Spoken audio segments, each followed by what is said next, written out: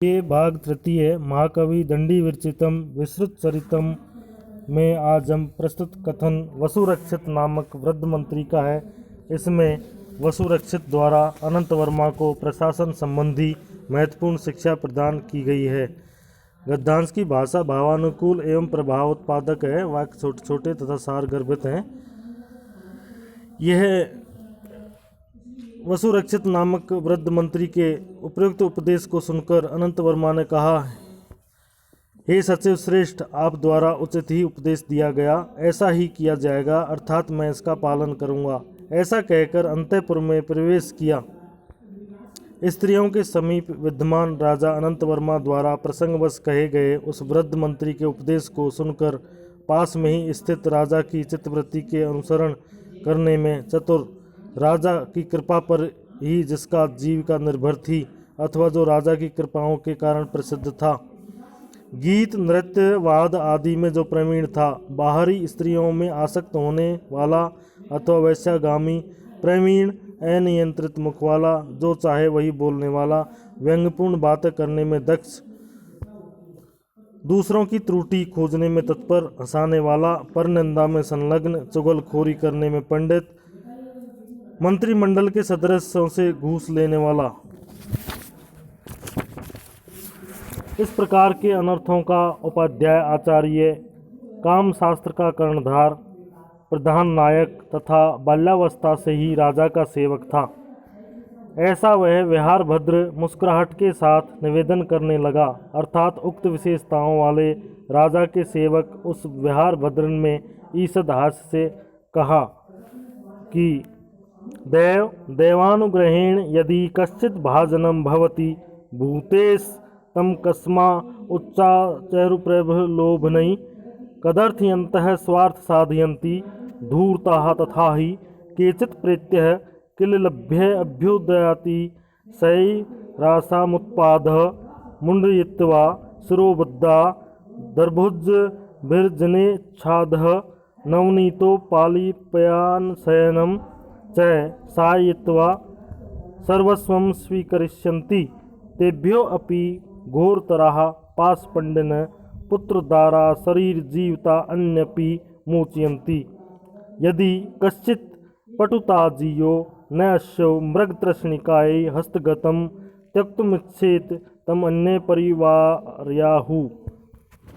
अर्थात महाराज, भगवान की कृपा से यदि कोई ऐश्वर्य का पात्र बनता है तो धूर्त तुरंत ही अनेक प्रकार के प्रलोभनों से उसे उस दुखी बताते हुए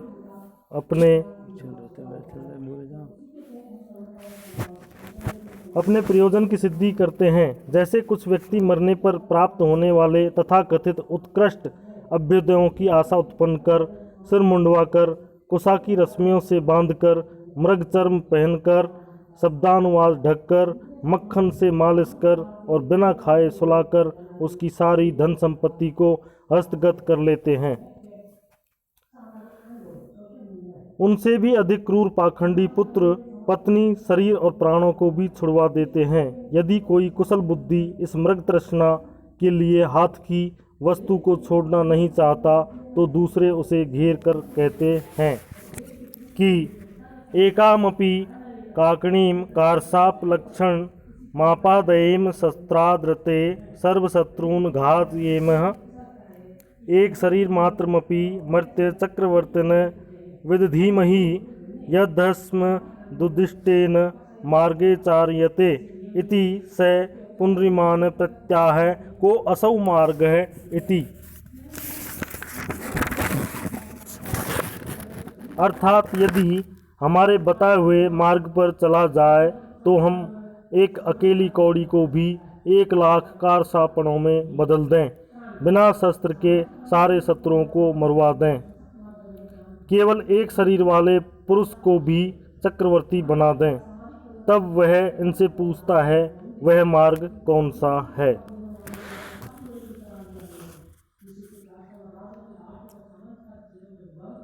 पुनरिमे ब्रूयते ननु चतस्रो राजविद्या त्रयी वार्ता अन्वीक्षिकी दंडनीति तासु तिस्र स्त्री वार्तान्वीक्षिक्यो महत्यो मंदफलाश्च वा तास्ताव दास्तान अधिस्व ताव दंडी नीतिम। ये मैदानी माँ आर्य विष्णुगुप्तेन मौर्यार्थे षडभि श्लोक सहस्त्रैः संक्षिप्ता शैवै अधीत्य सम्यक् अनुष्ठायमाना यथोक्त कर्मणा क्षमा इति स तथा इत्यधीते शृणोति च तत्र जरां गच्छति तत्तु किल शास्त्रं शास्त्रान्तरानुबन्धी सर्वमेव वाग्मय विदित्वा न तत्त्वतो अधिगच्छते भवतु कालेन बहुना अल्पेन वा तदर्थाधिगति। अर्थात तब वे कहते हैं निश्चर्य से 4 ही राजविद्याएं हैं, त्रयी अर्थात वेद विद्या, वार्ता अर्थात संपत्ति शास्त्र, आनुवीक्षिकी अर्थात तर्कशास्त्र और दंड नीति अर्थात अर्थशास्त्र। उनमें त्रयी, वार्ता और आनुवीक्षिकी ये 3 बड़ी विस्तृत और अल्प या देर में फल देने वाली हैं, इसलिए उन्हें रहने दिया जाए। अतः दंड नीति को पढ़ो। अब यह आचार्य विष्णुगुप्त द्वारा चंद्रगुप्त मौर्य के लिए 6000 में संक्षिप्त की गई थी, श्लोकों में संक्षिप्त की गई थी।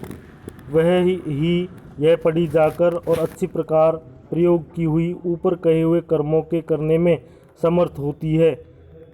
वह अच्छा यह कहकर उसे पढ़ता है और सुनता है, उसी में वृद्धावस्था को प्राप्त हो जाता है।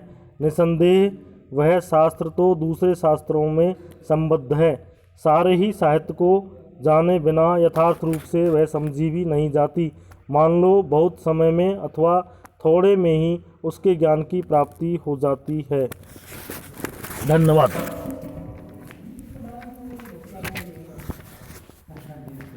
हो गया, इसको दबा दो। बता।